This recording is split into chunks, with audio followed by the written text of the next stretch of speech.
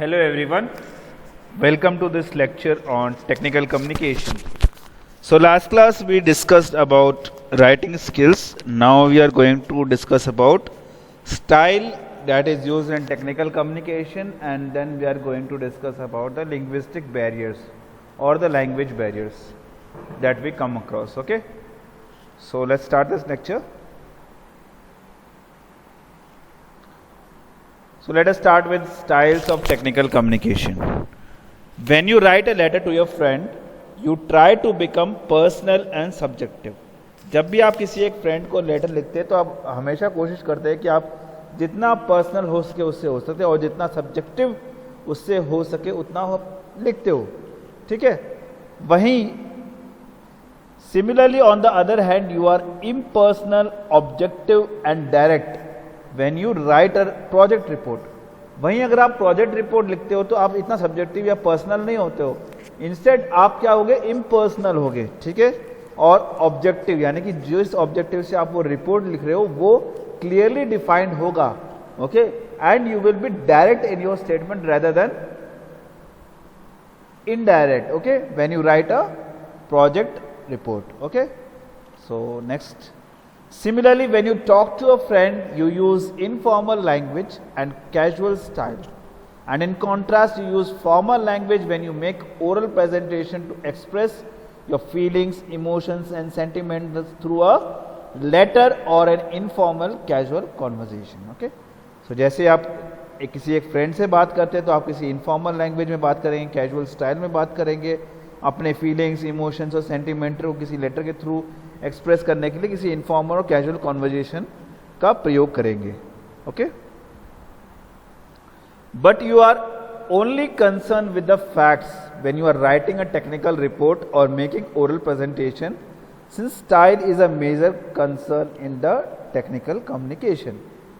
लेकिन जब भी आप कोई रिपोर्ट या टेक्निकल रिपोर्ट लिखते हो या ओरल प्रेजेंटेशन बनाते हो तब आप सिर्फ फैक्ट्स की तरफ ज़्यादा ध्यान देते हो. You are more concern with the facts. तथ्य की ओर आपका जो ध्यान है वो ज़्यादा आकर्षित रहता है और ऑब्जेक्टिवली हम उस चीज़ को बताने की कोशिश करते हैं, क्योंकि स्टाइल एक तरीके से बहुत ही इंपॉर्टेंट रोल प्ले करता है in technical communication. So you can again say you are only concern with the facts when you are writing a technical report और making oral presentation. So you are only concerned, but you are only concerned with the facts when you are writing a technical reports or making an oral presentation, since style is a major concern in technical communication. Next, style in technical communication depends on several factors.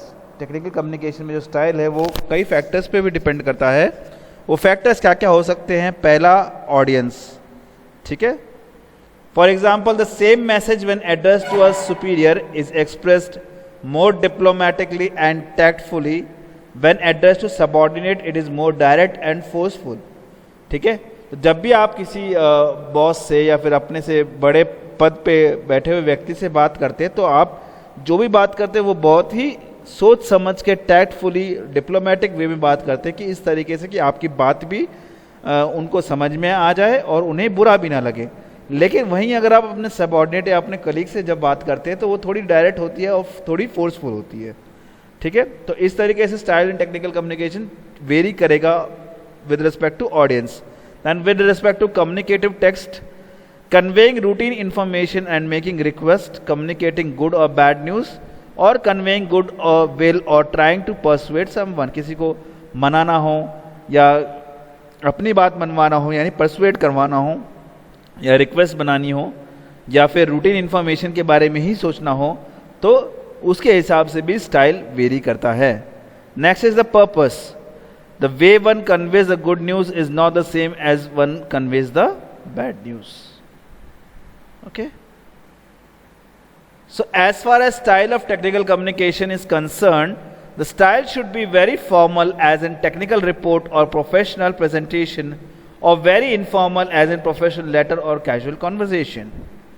ठीक है, the most effective style is the one that accurately encode the thought of the message. ठीक है, तो सबसे effective style कौन सा था? जो उस मैसेज के पीछे जो विचार छुपा हुआ है या जो थॉट छुपा हुआ है जो हम बताना चाह रहे हैं वो मुझे अगर क्लियरली डिफाइन हो जाए, that is the most effective style you can say. Okay, now let's talk about the linguistic ability. As the name suggest, it is talking about the language ability. Okay, भाषा का उपयोग और उसमें जो barriers आते हैं उनके बारे में अब हम पढ़ते हैं. So language is needed for any kind of communication. Every one of us know that language is needed for any kind of communication. Even people with speech impairments communicate with a sign language and braille. आप सभी को पता है कि language यानी भाषा का प्रयोग हर तरह की कम्युनिकेशन के लिए बहुत रिक्वायर्ड है. अगर आप उन लोगों को भी कंसिडर करें जो बोल नहीं पाते, वो भी साइन लैंग्वेज या ब्रेल लिपि से बातें करते हैं. So therefore you can say language is needed for any kind of communication, even for the people with speech impairments communicate with a sign language and braille. Communication becomes difficult in situation where people don't understand each other's language. अगर किसी भी वे में अगर आप अपने और दूसरे की भाषा को समझ नहीं पा रहे हैं तो वहां पे कम्युनिकेशन बहुत डिफिकल्ट बन जाता है. So communication becomes difficult in situation where people don't understand each others language. Okay, the inability to communicate using a language is known as language barrier to communication. ठीक है, तो किसी से अपनी बात ना कर पाना या अपनी बात नहीं रख पाना या कम्युनिकेट नहीं कर पाना, वो एक तरह का लैंग्वेज बैरियर कहलाता है जब हम लैंग्वेज के रिस्पेक्ट में बात कर रहे हैं तब. ठीक है, so what can be the causes of this language barriers. तो let us see first is difference in language. Basic cause क्या होगा difference in language? If anyone knows a certain language and the other person knows the some other certain language, okay, so if they both want to communicate, they won't be able to communicate as they don't understand each other's language. Okay, for example, let us first see the definition. Difference in language is the most obvious barrier to communication, as two people speaking two different languages cannot communicate with each other. ठीक है, जैसा कि मैंने कहा कि ये बहुत obvious है कि अगर दो लोग हैं जिनको अलग अलग भाषाएं आती है तो वो आपस में अपने बात और विचार का आदान प्रदान नहीं कर सकते. ठीक है, so difference in the language is the most obvious barrier to communication, as the two people speaking two different languages cannot communicate with each other. Next, for example, let us take an example for this. An American goes to China. Okay, the person does not understand Chinese. The American person does not understand Chinese, and most people in China do not understand English. Okay, China में काफी सारे लोग हैं जो English को नहीं समझते, लेकिन वो बंदा क्या है, सिर्फ इंग्लिश बोला जानता है, तो क्या वो अपनी बात रख पाएगा? देखते हैं. So when the person speaks the communication is worthless as the other Chinese person does not understands it. Market. ठीक है, अगर अगला बंदा इंग्लिश में बोल रहा है, जब उसको इंग्लिश ही नहीं आती तो कैसे समझेगा? नहीं समझ पाएगा ना. So when the person speaks the communication is worthless as the other Chinese person does not understand this. Therefore हम कह सकते हैं कि the difference in languages है, that is the most obvious barrier to communication, as the two people speaking two different languages cannot communicate with each other. Okay,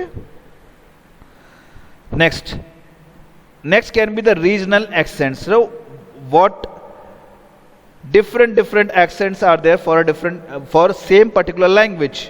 Okay, when you cross some boundaries or go by some 10 kilometers say, or say 20 kilometers, the language may be same but the accent may be different, and because of that some words may mingle up and they would mean something else for them, and in 10 kilometers that would mean something else. यानी कि आपकी भाषा तो same है लेकिन बोलियां अलग अलग है, तो उन बोली की वजह से क्या हो सकता है, कभी कभी ऐसे शब्द आ सकते हैं जिनका मतलब इस रीजन में कुछ और है और अगले रीजन में कुछ और है. तो इसी को हमें पॉइंट्स में लिखते हैं. The accents and dialect of people belonging to different places differs even if their language is same. Next, though the languages are technically the same in people using different dialects and accents, the meaning, implications and interpretation of words are different. Okay, again remember, the meaning implication and interpretation of words are different, which may lead to various kinds of conflicts. तो वो कई बार कई तरह के conflict लेके आ जाती है communication में, ठीक है. No clear speech is also cause of language barrier.